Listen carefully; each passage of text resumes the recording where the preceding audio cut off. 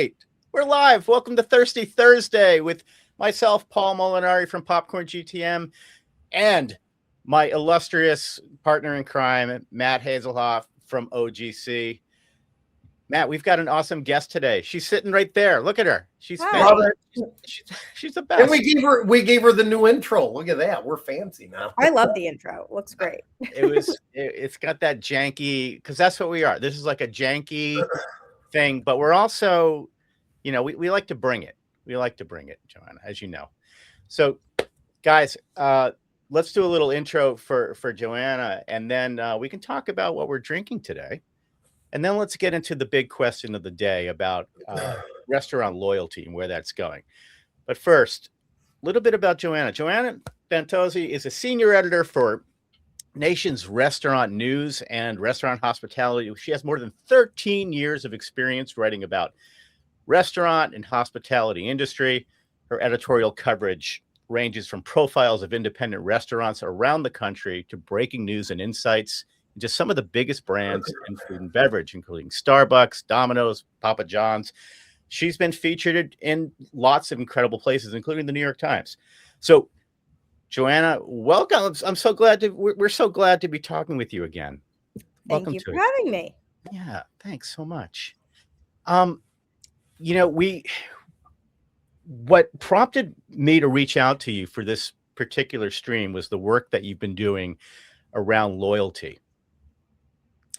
So we have, and let me remind you, the audience, Thirsty Thursday is a quick half-hour live stream segment that we do on Thursday. This will be streaming live right now from LinkedIn, as well as YouTube. We try to tackle a topic. We bring in subject matter experts. Joanna, obviously, having been around this industry for so long and has seen and has reported on so many different trends, an amazing expert that we can bring into our show. So, Matt, why don't you kick off with the 5 questions that we have for Joanna today? Absolutely. By the way, cheers. It is Thirsty Thursday, Friday. Yes. Cheers. Paul, not sure how you can chug back whiskey, but God bless. It's 1:00 in the afternoon, and it's okay. There's nothing wrong with the 1:00 whiskey. I am being boring and having lemon lime seltzer. I am having a seltzer of some sort. I'm not quite sure what. I took it from my wife's stash. So no. So number one, Joanna, again, thanks for being on the show today. Love having you. It was funny. I was telling Paul right before we jumped on. For whatever reason, I don't know why. The whole "is loyalty dead" thing has actually popped up on 3 conversations this week. So not sure what's going on, but yeah, this has been a topic for some reason. I'm going to hit you with the hard question right out of the get-go. Okay. Is loyalty dead? I mean, is everything going to a points-based system? Is the points-based system going away? Is loyalty going away? I know that's kind of coming directly at you, but I figured I'd throw you the hard question first. I think that even though that is a question that the industry, I think, loves to talk about, loves to ask, and I feel like the restaurant industry really likes to talk about loyalty programs and debate them, more so probably than their consumers do. So I do think that it is a little bit of it's asking the wrong question. So that might be a trick response, but I think that brands have been working on their loyalty programs for such a long time now, their loyalty strategy, that they kind of forgot a couple of things. One of those being that loyalty programs, rewards programs, whatever, no matter how robust, creative, we are not like these other guys. We don't have the dollars to points structure. We do X, Y, and Z. Loyalty programs will only ever attract your most loyal guests, right? So you are leaving a lot on the table when you focus on that as kind of like your number one marketing strategy and data collection focus. And the second thing being that there is only so much real estate on that phone. So I mean, obviously there are other options than mobile apps, but so unless your brand is doing email, SMS, or digital wallet, the average customer doesn't necessarily want to download a dozen loyalty apps. Right. So I don't necessarily think that loyalty is, I do think that that's the wrong question, but I do think that it is evolving. And maybe the right question is, I don't know, I'm trying to think of what the right question would be. What does loyalty mean to the average modern customer now? Yeah, Because so it's not so much loyalty is dead because you're always going to be loyal to certain brands. I think what the context really is the loyalty technology or the mechanics behind how they implement a loyalty program. That seems to be evolving in different places. So, piggybacking on Matt's point about, are we watching points-based loyalty get replaced? Like, for example, you just had a great report about Starbucks bringing back tiers. So by bringing back tiers, I think they have like a gold, a green, a gold, and a reserve. What problem are they trying to solve with that? Well, I do think I want to point out that it's still points based, That's even if okay. it's tiered. So it's still, Well, you have to you got to accumulate points to get into a tier, right? right, and then you also have to. I think they added a new tier. It was the 60-point tier. Sorry, the 60-point reward. But yeah, you're still trading in points for rewards. Just now, basically, what they're doing is they're going back to, in 2019 they had this tier reward system. And it's basically rewarding your most loyal customers. And I think to me, that's sort of interesting because, first of all, Starbucks has been doing this a lot lately. This has been their thing where they keep bringing back things that they used to have. So names on cups, more comfortable seating, and now the tiered rewards. And so what's interesting and different about this is that they used to have the gold and the green and gold tiers, and now they're adding a new one, the reserve tier. I did the numbers, I did the math on this. I think I'm right about this. That to get to the reserve tier, you have to spend a certain amount of dollars in a 12-month period, and so you would have to spend about $104 a month on Starbucks to get to that status. Wow. Yeah, so that's pretty much daily users. Yeah. Pretty much is like, if you're not a daily user, you're not getting to that reserve status. And what's kind of ironic about that is that level has obviously the most perks, the most double star days, which is their kind of new thing, freebies. They even threw in like trips. Like, I'm not So really more sure. experiential in a way. Right. But Yeah. what's ironic about that is that those people are already going to Starbucks every day. So do they need all those incentives? Right. Joanna, it's such a great topic. So I always, all these topics I always try to bring home, like, what does my family do? And I broke it down to three restaurants in my area, and we won't name names, but there are three different concepts. One of them is a I'm going to call it fast casual breakfast place. They do bagels and coffee. We'll go that far. And I'm a loyalty member. Do I go there because I've got loyalty points? No, I go there because I like where it's located. I can, do my people watching, have my cup of tea, and have a bagel. My loyalty there has nothing to do with whether or not I go. So you have that one. Then there is I'm going to call it a restaurant that is also a winery. We all know probably who that is, the Chicago area. And my wife belongs to that loyalty program. Now, the difference there is because of the way their reward system is set up, it almost forces you to go back. So she'll all of a sudden get a text saying, you have a free tasting. You need to use it, though, by February 1st. Or you have a discount of, I don't know, $20 off, but you've got to use it by this period. We will go when those are about ready to expire. So bravo, they're using them I think the way they were intended. But now we also have a sushi place that we go to. No loyalty program whatsoever. But we go there a lot because when we go, the main chef will always sit there and go, I'm going to make you a roll that's not on the menu tonight. Now, does he charge me for the roll? Yes. So I'm not getting anything for free, but I feel pretty special when I'm there and he goes, I'm going to make you a roll that's not on the menu. You've never had it. That to me is part of loyalty. Paul, to your point is you go there because they're loyal to their customers. So I don't think it is a question of whether loyalty is dead or not.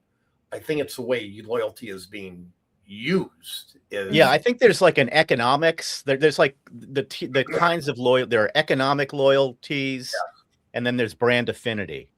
Right. The brand that you feel connected with, that makes you feel special, that, does these hospitality like things that make you feel welcome and part of some kind of brand community, as opposed to a transactional based loyalty. And I think, what Joanna did with her Starbucks post, and I think for everybody, and this is going live, but it'll also be recorded and sent out through the channels. I implore you to go check out Joanna Fantozzi's report on Starbucks and everything she does in loyalty. But these different kinds of loyalty plays, Joanna, are we seeing changes in these loyalty plays that might feel like they're either breaking trust or might feel worse to consumers? Are you seeing any evidence of that? I mean, I definitely think that we're seeing loyalty evolve. I love the example, Matt, of that sushi restaurant, because it really shows that, it's not transactional, and it's just kind of the old school way of creating loyalty, which was to treat your regulars like special people. Correct. Whereas I do feel like, obviously for these larger chains, it has to be kind of transactional, because they can't really make it be a personalized experience for every single person. You can try and emulate that through technology. But I do think that what people are frustrated with, and I think that brands aren't really listening, is I guess lack of transparency, and kind of feeling like rewards or loyalty programs aren't as worth it as they used to be. I don't mean to throw Starbucks under the bus. I actually have another example that is not Starbucks, but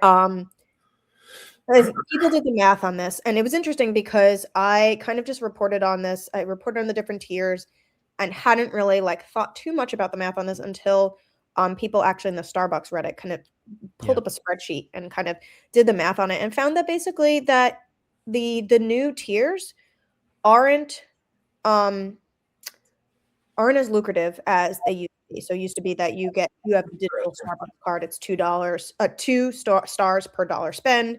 And now they do not have that anymore. You still get a bonus stars when you reload your card, but it's that now it's $1, 1 star per dollar spend for the lower tier.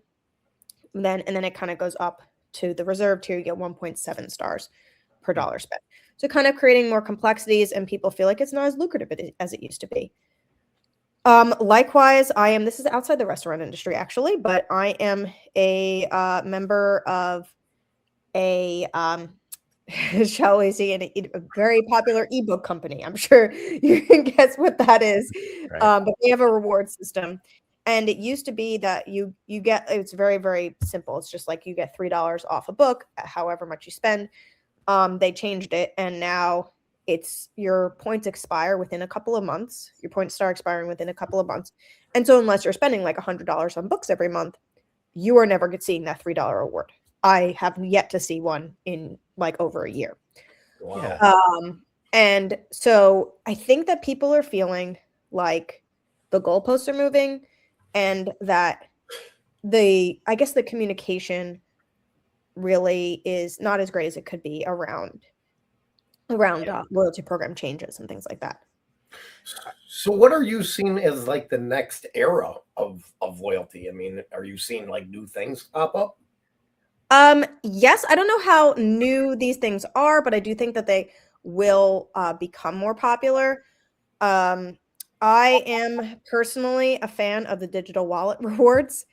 I think that more brands are doing that, especially maybe smaller regional chains, because they realize that people don't want to necessarily download an app. Right. And Gen Z, older Gen Alpha now, they love paying. They don't have cash. They might not even have a credit card on them. They love paying with Apple Pay, Google Wallet, etc. Right. And so you can still track consumer data, you can still offer push notifications, but people do not have to download an app, and it's kind of like simpler and cleaner. So I'm a big fan of that. I think we will see more of that.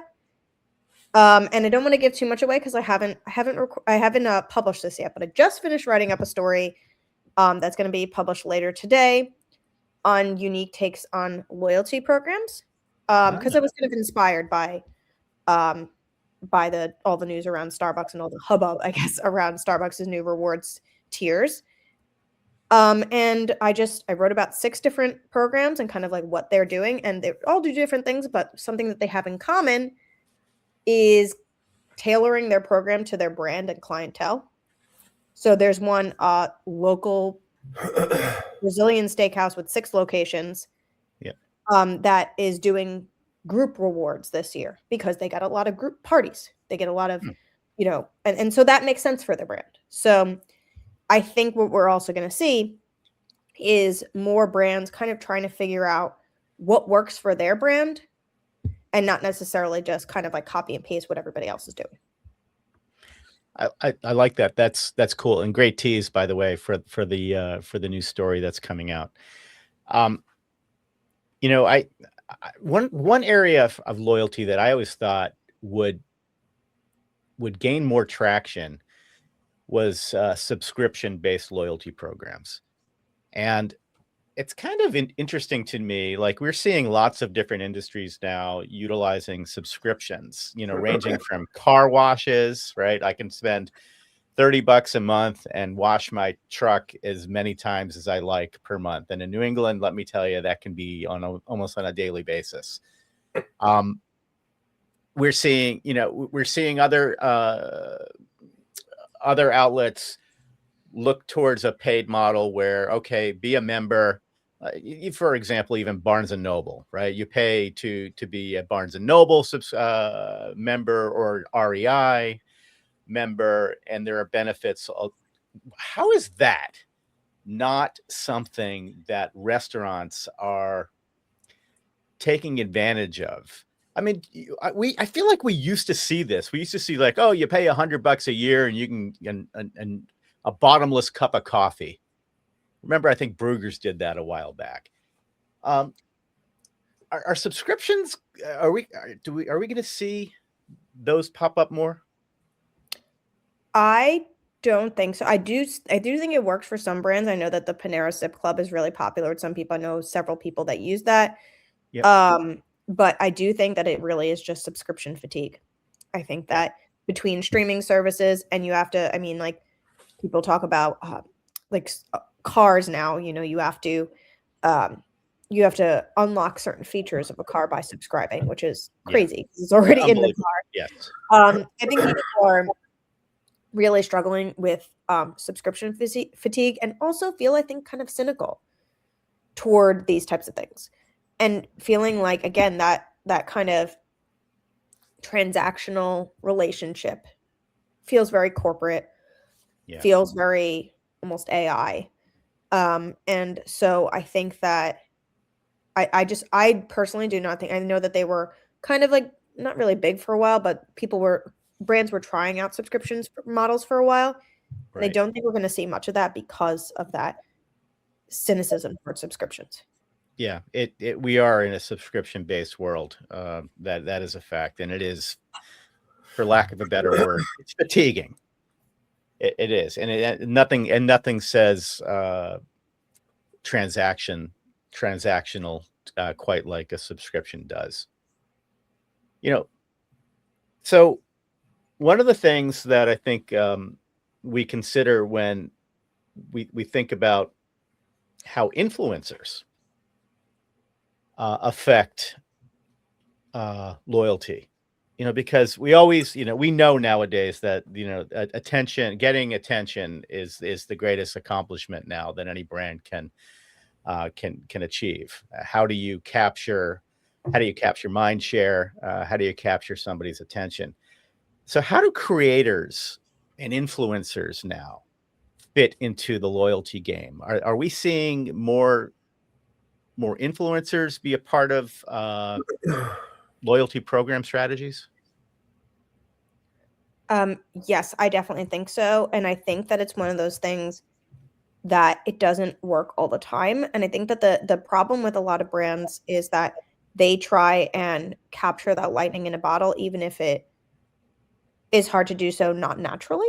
Um, Yeah. Organically, I should say. And so I think like a big example of that is Chili's, because they weren't working at first with influencers specifically, but influencers kind of flocked to them and kind of created that, like the cheese pull challenge. And they just have been going gangbusters lately and just been kind of this prime example of lately of how casual dining is doing so well. And it has nothing to do with a loyalty program. It has to do with loyalty toward the brand, simply because a lot of people are seeing this this brand affinity online. I will say, in terms of specifically working with influencers, I do love this question, because actually we just NRN just wrapped up a monthly series that we've been doing for the past year or so on the importance of influencer marketing for restaurants. There's in partnership with Bell Communication. And the December comm specifically was on loyalty programs. And so I had not realized this, I guess, because I'm not quite in this world quite as much. I feel like my social media feeds aren't as much with the TikTok influencers that are going to chain restaurants and the mukbangs and all that, right? But the influencers that were surveyed basically said that social media content that does well for them and for the brands that they're partnering with feels authentic, not scripted, not like commercialized, and loyalty programs that are uncomplicated and easy to track with rewards. So it's kind of easier, I guess, to translate into a video. Right. I think it would be very hard for an influencer to explain all the nuances, for example, of the Starbucks tiered rewards. I feel bad because I feel like I'm picking on Starbucks. I don't mean to be. It's just that they are kind of the prime example of the zeitgeist. Yeah, and they are, and let's the fact of the matter is that they have one of the most popular loyalty platforms ever.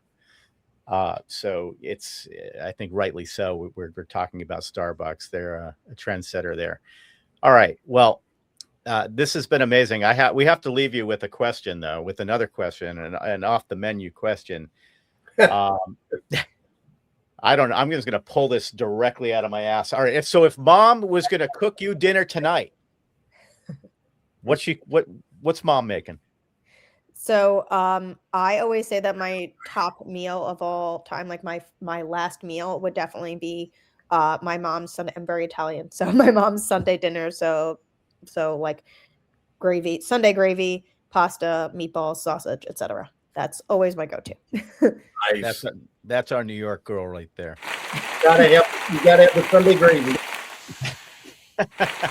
All right. So Joanna Fantozzi, thank you so much. Senior editor, Nation's Restaurant News. Check out Joanna's work at NRN. What's your next conference, Joe?